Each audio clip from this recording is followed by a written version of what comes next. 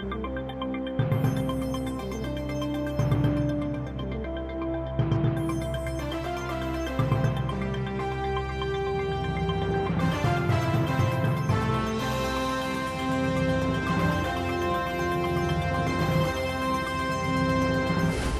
à toutes et à tous et bienvenue dans notre nouvel entretien de notre série Pour une vie meilleure. Monsieur Lizo, bonjour. Bonjour. Lorsque nous avions échangé autour de la question de l'élaboration d'un budget d'église, je vous avais interpellé sur le fait de se dire est-ce que certains de ces mécanismes, de ces principes pourraient éventuellement s'appliquer au budget familial?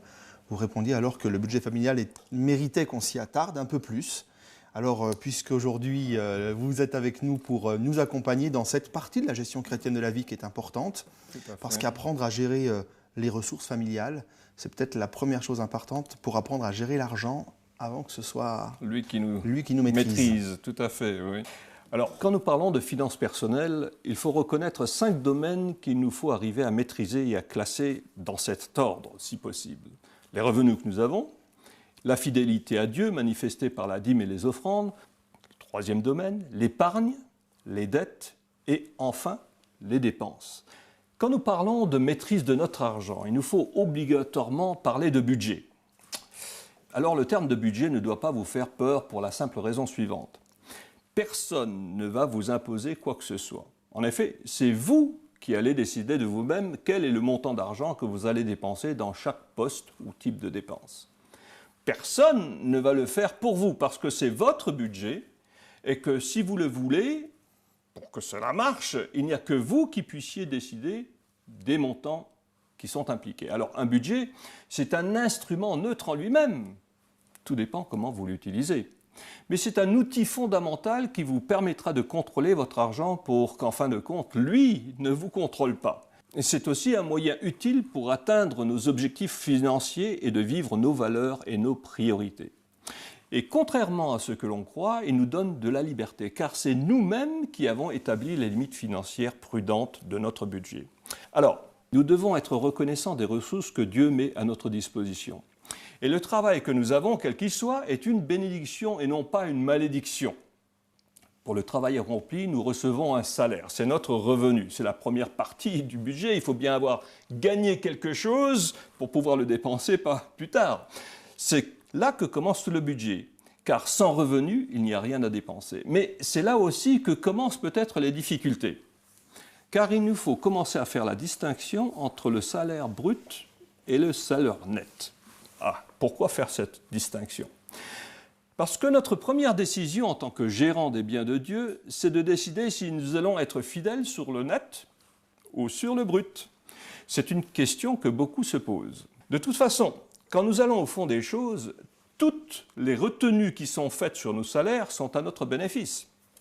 Regardez sur votre feuille de salaire, pour la retraite, la maladie, le chômage, c'est nous qui en bénéficions finalement. Et même les autres impôts, d'une manière ou d'une autre, nous en sommes bénéficiaires. Les infrastructures du pays, les routes, le maintien de la paix, protection du pays, etc. Finalement, ça nous concerne directement. Donc la première chose à faire, dès que nous recevons notre salaire, c'est de mettre à part ce qui revient à Dieu. Nous sommes, après avoir fait ceci pour les dîmes, nous sommes invités à exercer notre libéralité, notre générosité en proportion, nous dit la Bible, des bénédictions que nous avons reçues. La troisième partie de notre budget est celui de l'épargne. Il faut faire des économies. À l'opposé de la culture qui vous dit « si vous avez de l'argent, dépensez-le. Si vous ne l'avez pas, dépensez-le de toute façon », il est idiot de faire des économies. Ça, c'est ce qu'on entend. L'économe sage est celui qui construit, entretient et investit avec discernement. Il y a 3 sortes d'épargne. Il y a les épargnes pour les urgences, et là, on parle de la première catégorie d'épargne. Ça recouvre environ 3 salaires, 3 revenus. Ensuite, il y a l'épargne de remplacement pour les appareils électroménagers, l'ameublement, la voiture peut-être. Et ensuite, l'épargne à long terme, qui peut concerner la retraite. Waouh! Non, mais je dis waouh, parce que c'est vrai que déjà j'entends, l'épargne d'urgence, 3 mois de revenus, il faut pouvoir le faire. J'allais dire, est-ce que vous ne pensez pas que dans peut-être malheureusement trop de cas, une fois qu'on a pourvu au loyer, à l'alimentation, peut-être encore diverses assurances, la question de l'épargne ne se pose plus vraiment? Certainement, mais je ne dis pas que de telles situations n'existent pas. Simplement, dans de très nombreux cas, on ne s'est même pas posé la question du budget et de l'épargne, alors que forcément, Et du coup, on dépense tout et même plus que l'on a. Ok. Et ce que vous épargnez doit être de l'argent que vous gardez, et non pas l'argent que vous avez prêté peut-être à quelqu'un et qu'il ne vous a jamais rendu, et pour vous considérer ça comme une épargne à récupérer un jour. Peut-être. Non, l'épargne est réservée à des dépenses à venir. Quand vous déposez de l'argent sur un compte d'épargne ou un compte en banque rémunérateur, il y a un phénomène fantastique qui se passe. Et Einstein disait que c'était l'invention la plus importante du XXe siècle. Ce sont les intérêts composés. Qu'est-ce que c'est que ça? Eh bien, ce sont les intérêts qui rapportent eux-mêmes des intérêts. Alors, il y a des graphiques assez intéressants parce qu'on ne se rend pas compte de la puissance de cette mécanique. Voilà un graphique qui représente 100 € versés par mois pendant 20 ans. Voilà ce qu'il rapporte. Remarquez la différence qu'il y a entre le capital que vous avez versé et les intérêts eux-mêmes.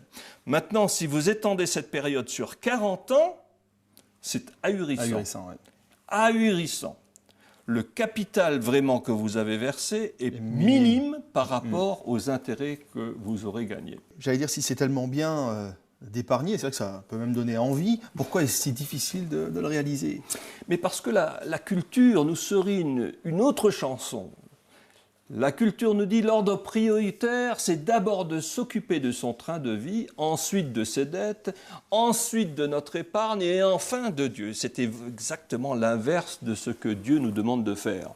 De penser d'abord à lui, en dîme et en offrande, d'épargner et ensuite notre style de vie. C'est ça la priorité biblique. Alors le quatrième domaine de votre budget concerne les dettes. Et la petite vidéo que vous allez voir maintenant va vous le montrer par l'exemple.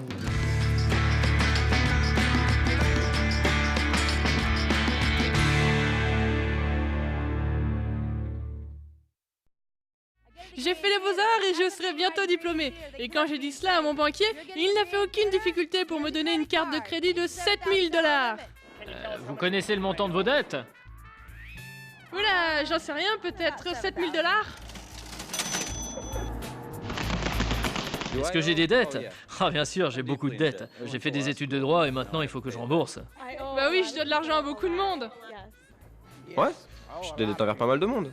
Qui n'en a pas? Qui n'a pas de dettes dans la société où nous vivons? Je suis américain, je dois avoir des dettes. Je crois que tout le monde en a. Je pense que 99% des gens vivent à crédit. Oui, c'est un moyen facile de se faire plaisir en achetant ce qu'on a envie et en le payant plus tard. J'essaie de ne pas y penser, vous voyez, surtout ne pas y penser. Je prétends simplement que je n'en ai pas et continue à vivre ma vie en essayant au mieux de payer ma nourriture et ce dont j'ai besoin pour vivre avant de penser à rembourser. J'ai 15 000 $ de dettes sur mes cartes de crédit. Environ 600 $. À peu près 2000. 20 000 $, mon gars. L'argent que je pourrais utiliser pour rembourser? Mes comptes de retraite, cela rembourserait mes dettes. Nous avons tous des dettes. C'est à cause de cela que nous travaillons et que l'économie tourne. Il faut avoir des dettes. Si vous n'en avez pas, vous ne pouvez pas obtenir de crédit. Ouais, il faut avoir des dettes tout le temps. On utilise sa carte de crédit, on utilise autre chose, vous empruntez de l'argent, c'est inévitable. Il y a des cartes de crédit partout et les gens sont dans des problèmes énormes à cause de ça. Ma mère m'a cautionné pour avoir une carte de crédit quand j'ai eu 16 ans. Alors j'ai eu une carte Gold quand j'étais encore au lycée. Oh là là, j'ai eu des gros problèmes avec ma première carte de crédit. J'étais étudiant, j'ai dépensé et maintenant il me reste plus rien. Je dois avoir 5 cartes de crédit différentes. Malheureusement, notre société a décidé de fonctionner sur le cycle infernal d'acheter, acheter. C'est impossible d'en sortir. Je paie des intérêts sur mes factures, ils sont contents, et moi aussi parce que j'achète ce que je veux. Mon salaire est pour payer seulement mes cartes de crédit, celui de ma femme pour payer le loyer, la nourriture, les vêtements et les autres factures. En fait, tout le monde vit bien au-dessus de ses moyens. D'un salaire à l'autre, c'est comme ça que je vis. Ah, je dois probablement aux alentours de 20 000 $. Je dois rembourser environ 30 000, peut-être 10 à 15 000, 10 000, 5 000. 10 000, peut-être 6 000 $, c'est rien. Pas grand-chose. Quand il faut dépenser, il faut dépenser. Qu'est-ce qu'on peut faire d'autre? Quand il faut, il faut. Si on a l'argent, on l'achète. Et si on l'a pas, on achète à crédit. Je rembourse en 6 mois, c'est tout ce que je fais. Ce n'est pas un problème. C'est comme ça que ça marche. C'est comme ça que ça marche. Oui, on pourrait dire caricature et pourtant pas tant que cela. Pas tant que ça. Le seul problème est ce que la Bible nous dit sur le sujet. Les riches dominent sur les pauvres et celui qui emprunte est l'esclave de celui qui prête. Alors, ça vous plaît d'être l'esclave de votre banque ? Dieu nous a créés libres et pas l'esclave d'une autre personne ou encore moins d'une autre institution anonyme. Il nous faut donc être très prudents à ce sujet, comme des renards. Et pour être libre financièrement, il faut absolument se libérer de l'esclavage des dettes. Il nous faut donc devenir des emprunteurs très prudents, c'est-à-dire qui évitent de nous endetter. Mais il nous faut reconnaître aussi qu'il y a des dettes positives et d'autres négatives. Voilà. L'idéal, c'est d'acheter un bien quand nous avons tout l'argent disponible, mais on n'a pas forcément tout l'argent disponible quand nous faisons des investissements stratégiques. Par exemple, l'achat d'une maison nous éviterait de payer des loyers toute notre vie, et le montant du remboursement est égal, voire moins élevé que celui de notre loyer actuel. Donc, cet achat est donc dans la limite de mon budget, mais il nous faut contracter un emprunt pour le faire.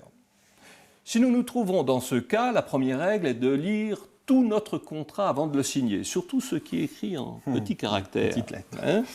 Ensuite, si les termes reflètent bien ce que l'on vous a promis, un taux fixe, pas de pénalité de remboursement à l'avance, une assurance en cas de maladie, etc., vous le signez. Deuxième règle importante, remboursez toujours les échéances à terme, sinon vous allez payer des pénalités qui ne vont que rajouter à votre fardeau financier. C'est également un principe biblique, celui de rembourser ses dettes. Car les dettes représentent 3 dangers spirituels. Elles hypothèquent l'avenir, nous ne laissons pas à Dieu la chance d'intervenir dans notre vie, et elles encouragent l'envie et la convoitise. Alors, c'est pas tellement bon tout ça. Donc, différentes sortes de dettes. On vient d'évoquer la première catégorie, la stratégique. Vous évoquez la maison, je pense que dedans on peut mettre également peut-être se lancer dans une affaire professionnelle, Tout à fait. l'éducation des enfants. Oui, oui. Puis après doit venir une autre catégorie plus rattachée à la consommation immédiate.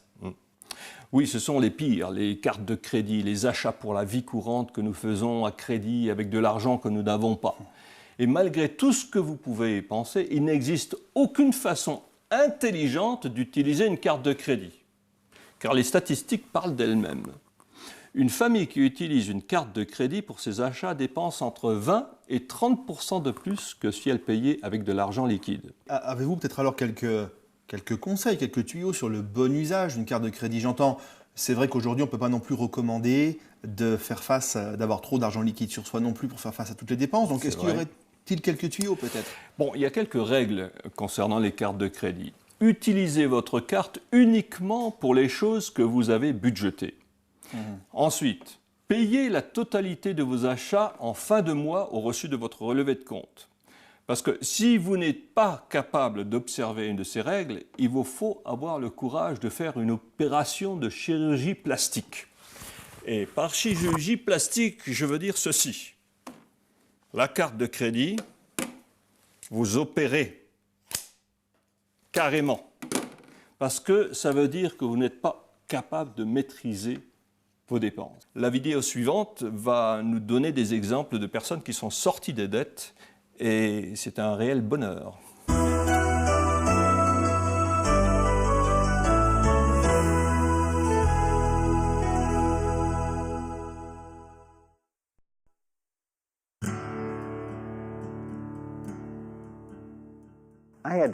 J'ai dû d'abord reconnaître que je connaissais absolument rien à la gestion financière. Ce que je veux dire, c'est que n'importe qui peut recevoir un cadeau de 60 000 $ et finir avec une dette de 20 000. Ce n'est pas ce que j'appelle être un génie de la finance. Si je ratais un examen, je me consolais en achetant quelque chose. Si je le passais, je me récompensais en achetant quelque chose. Je n'avais aucune idée d'où l'argent allait venir pour rembourser. J'étais tellement déconnecté avec la réalité que je ne savais absolument pas où passer mon argent. Jusqu'au jour où je me suis littéralement réveillé avec une dette de 20 000 $. J'étais tellement habitué au style de vie que j'avais que j'étais devenu aveugle et continuais à utiliser mes cartes de crédit alors que je n'avais plus d'argent depuis longtemps. Je n'avais aucune idée du montant de ma dette. J'étais complètement inconsciente de l'esclavage dont j'étais la victime. J'avais près de 20 000 $ de dette quand j'ai fini l'université. Sans compter mon prêt étudiant qui était de 15 000 à l'époque. J'avais 13 000 $ de dette. Quand mes factures arrivaient, j'avais peur de les ouvrir et je les mettais de côté parce que je savais que je n'avais pas l'argent pour les payer. Nous dépensions l'argent que nous n'avions pas. Et bien des fois, nous avons essayé d'en sortir, mais malgré tous les efforts que nous faisions, nous n'avons jamais pu rompre le cycle infernal. Nous ne faisions que jeter autant d'argent que nous pouvions à nos créditeurs.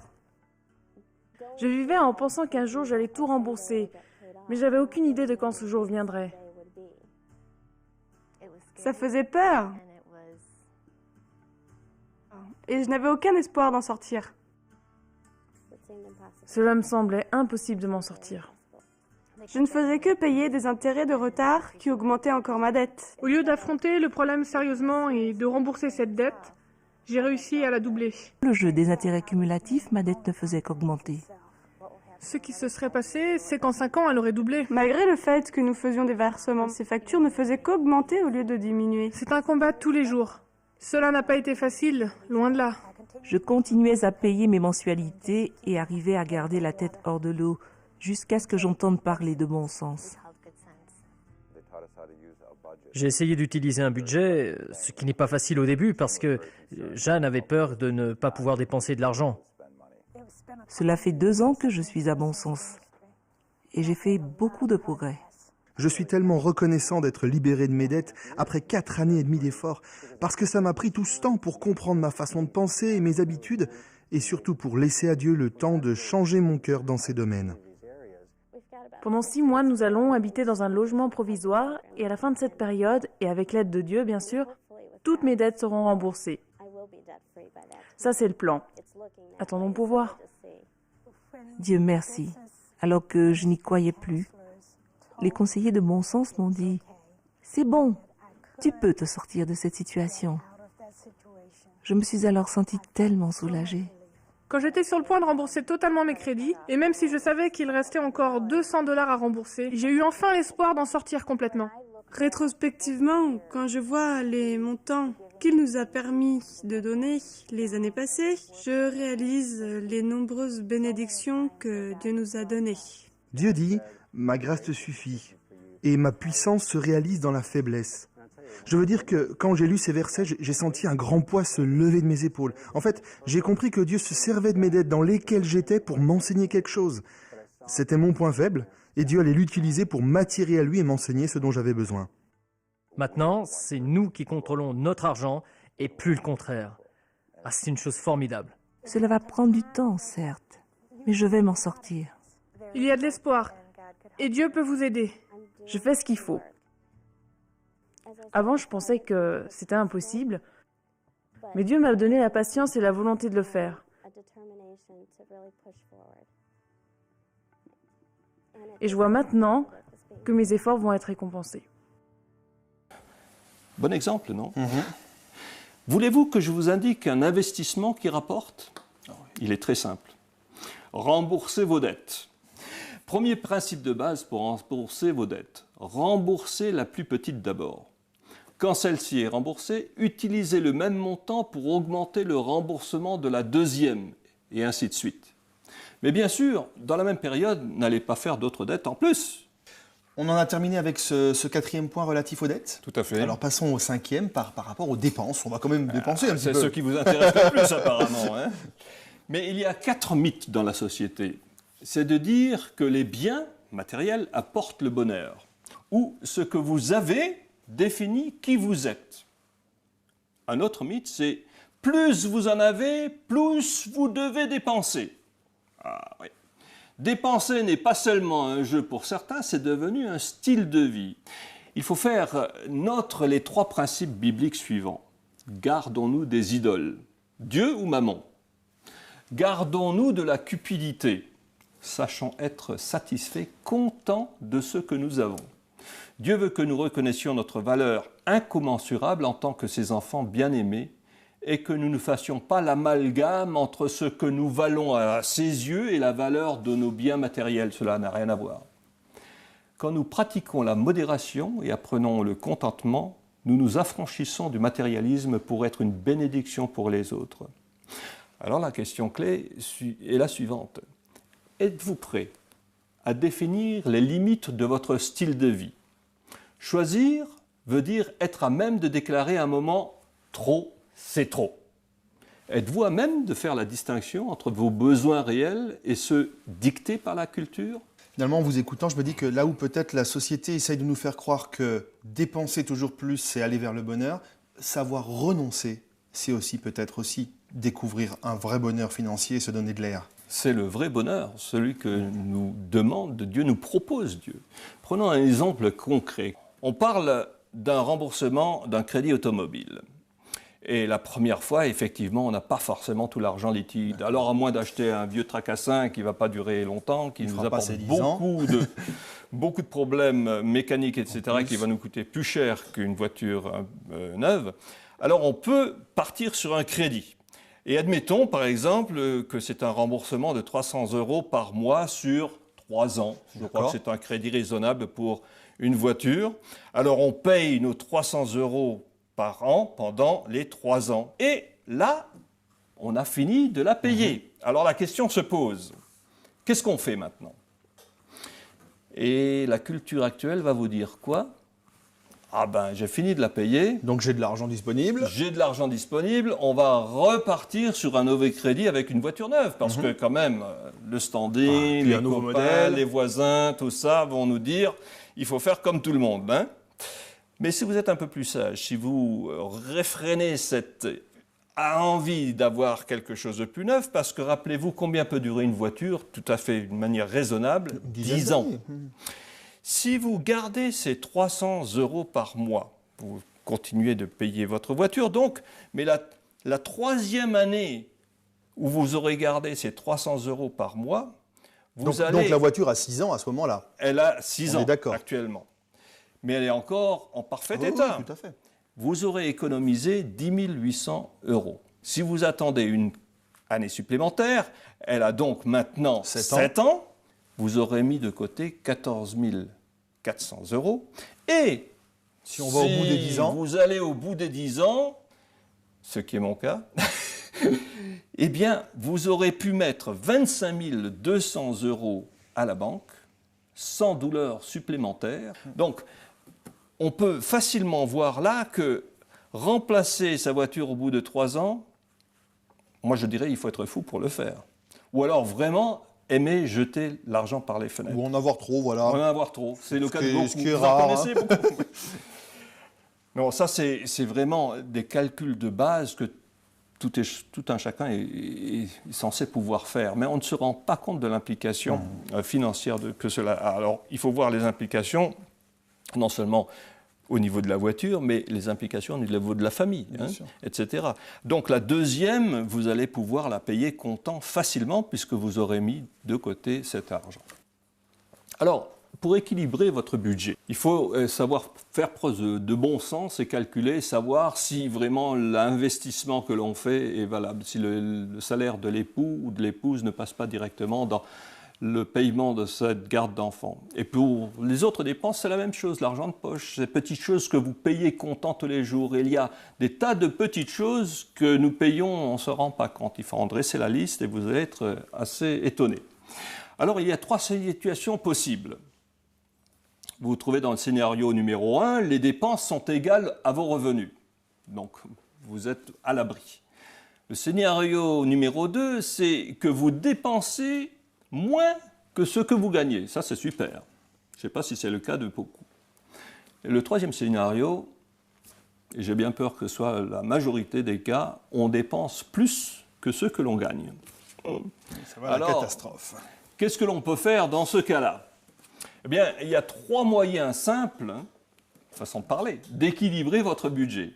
Soit vous allez augmenter vos revenus en travaillant plus, c'est un petit peu la mode. Travailler plus pour gagner plus. En France en ce moment.